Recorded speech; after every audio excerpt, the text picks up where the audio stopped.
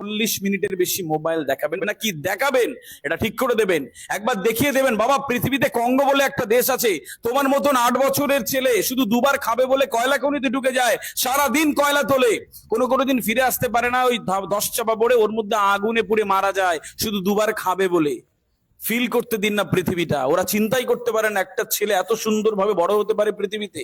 ওর মতন বয়সের একটা ছেলে স্কুলে কাঁধে ব্যাগ নিয়ে যায়, 3বার খেতে পারে, বাবা মার সাথে এত সুন্দর হয়ে শুতে পারে, ওর ওর সব ভাবনায় আসে না এই পৃথিবী দেখার না। ওরা ব্লেস ফিল করে যে আমি এরপর থেকে আর নষ্ট করব না খাবার, চিন্তা করতে থাকে ওকে কি দেখাবেন এটা ঠিক করে নেবেন। একটু বড়দের জন্য বলে যাই, মদ গাঁজা চরস চুল্লু কোকেন হিরোইন খেলে মস্তিষ্কে যে পরিমাণ ক্ষতি হয়, 1 ঘন্টার অশ্লীল ভিডিও দেখলে মস্তিষ্ক আগামী 1 মাস কাজ করতে পারে না। এই প্রিফ্রন্টাল কর্টেক্স কাজ করা বন্ধ করে দেয়, সিদ্ধান্ত নিতে পারে না। ও আস্তে আস্তে রুক্ষ একটা মানুষ হয়ে ওঠে। সন্তানকে 40 মিনিটের বেশি মোবাইল দেবেন না। রান্নাঘরে রান্না করছেন, জ্বালন করছে, মোবাইলটা দিয়ে বলছেন যা।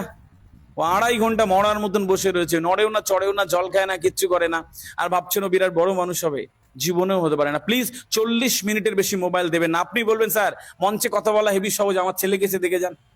দেখেছি হাজার হাজার বাবা মাকে দেখেছি, প্রথম দিন দেবেন না কাঁদবে, দ্বিতীয় দিন মোবাইল দেবেন না আরো বেশি কাঁদবে, তৃতীয় দিন দেবেন না আরো কাঁদবে, চতুর্থ দিন বুঝে যায় যে মা মোবাইল দেয় না, কাঁদলেই বুঝে যায়। বাচ্চাদেরকে যেরকম শেপ দেবেন ওই রকম শেপ আসে। প্লিজ আজকের পর থেকে যেটুক করছেন ওইটুক মনোযোগ দিয়ে করুন, দেখবেন আপনার সন্তান একদিন বিরাট বড় জায়গায় যাচ্ছে, আর আপনি গর্বিত সন্তানের বাবা মা হচ্ছেন। একজন বাবা মার কাছে তার সন্তানের সাফল্যের চেয়ে পৃথিবীর শ্রেষ্ঠ আনন্দ আর কিচ্ছু হতে পারে না, কিচ্ছু না। আমেরিকা যাবেন, থিয়েটার দেখবেন, কাশ্মীর যাবেন, যান না, দেখবেন সন্তানের সাফল্যের আনন্দের থেকে কোনো আনন্দ আর কিচ্ছু হতে পারে না।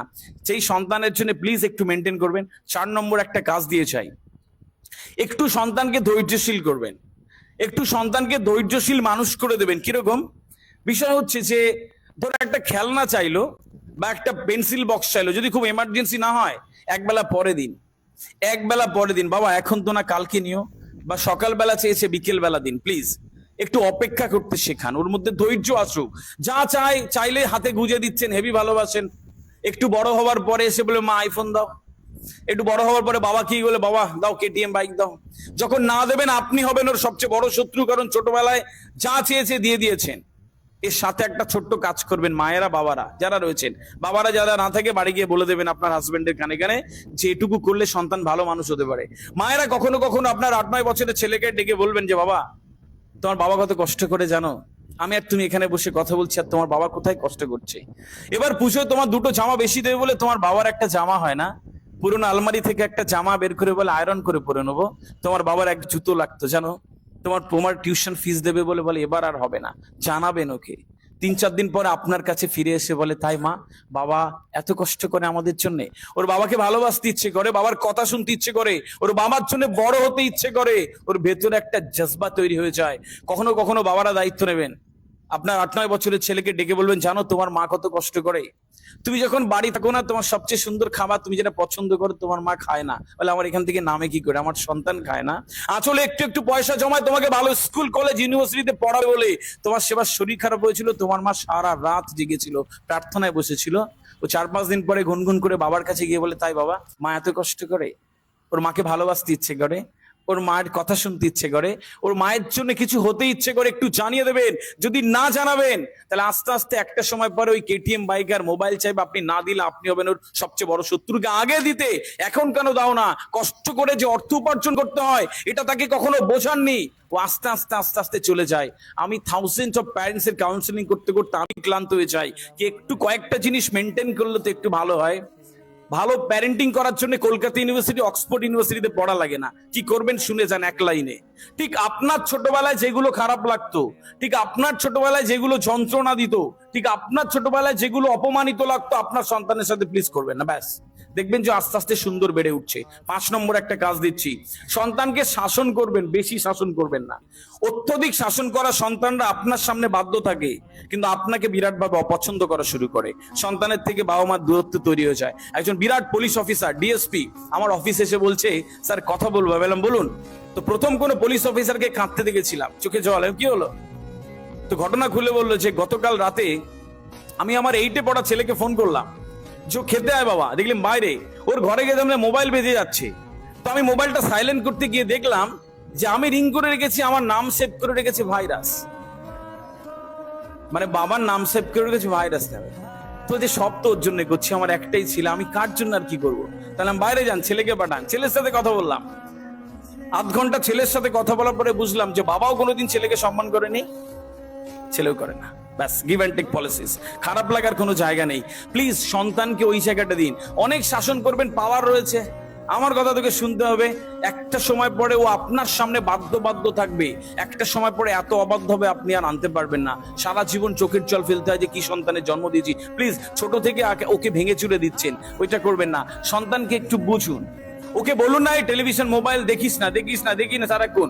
ও বলে জ্ঞান দেয়, একটু বলে দেন না যে বাবা এতক্ষণ মোবাইল দেখলে তোমার আইপিএস অফিসার হওয়া যায় না, এতক্ষণ মোবাইল দেখলে তুমি বড় ডিএসপি হতে পারবে না, ডিএম হতে পারবে না, বিরাট বড় আর্টিস্ট হতে পারবে না। ও আস্তে আস্তে বোঝে, তাহলে একটু কমিয়ে দিতে হয়। ঠিক এভাবে প্যারেন্টিং এ চলে যান প্লিজ। আমি পরবর্তী যে কাজটা আপনাদের জন্য একটু দিয়ে যাব, কি সন্তানকে একটু ফিল করেন, আপনার বাড়ির পরিবেশটা একটু পজিটিভ একটা ভাইবস দিয়ে রাখুন। কিরকম? প্রতিদিন সকালবেলা ওঠেন, অনেক টাকা স্কুলে ফিস দিচ্ছেন, তার বই খাতা কলম, আপনার কোথায় বাড়ি রয়েছে, শহরে এসে বসবাস করছেন, সব ছেড়ে ছুড়ে কার জন্যে? না সন্তানের পড়াশোনার জন্য। আর ঠিক ওইটুকু দেওয়ার বেলা সবার আপত্তি, সব ছেড়ে রয়েছে, পরিবার প্রিয়জন, বাড়ি যাওয়া হয় না, পুজোতে যাচ্ছে না, কোথায় রয়েছে 2 কামরার ফ্ল্যাটে, কষ্ট করে আলিশান বাংলো রয়েছে বাড়িতে, যায় না, পড়ে রয়েছে। আর কিছু জিনিস মেনটেন করার বেলা ব্যাস কি করবেন? একটা পজিটিভ ভাইবস দিন, একটু পিঠটা চাপড়ে সন্তানকে বলবেন যে বাবা এবার পরীক্ষায় 5 নম্বর কম পেয়েছো, কিচ্ছু হবে না, পরের বার পারবে। দেখবেন ও টকবগে আত্মবিশ্বাস নিয়ে ঘুমোতে যাচ্ছে। আমার মা বলেছে আমি পারবো, আমার বাবা বলেছে আমি পারবো, পৃথিবীর আর কোনো মানুষ ওকে ভেঙে দিতে পারে না, আর কোনো মানুষ ওকে ভাঙতে পারে না। ও উত্তরণের পথ তৈরি হয়ে যায়।